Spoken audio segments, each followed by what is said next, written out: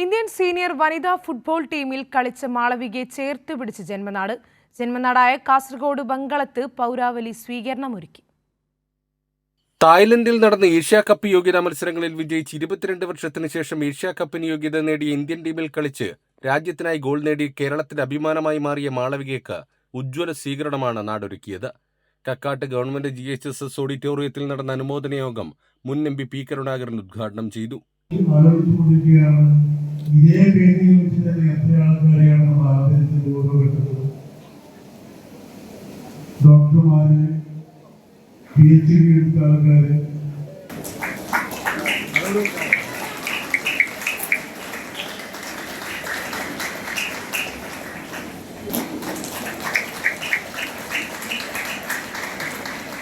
Malavika, coach Nitish, അധ്യാപിക പ്രീതിമോൾ എന്നിവർക്ക് ഉപഹാരം നൽകി.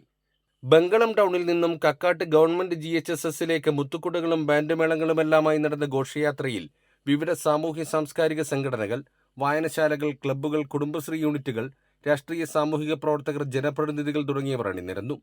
കൈരളി ന്യൂസ്, കാസർഗോഡ്.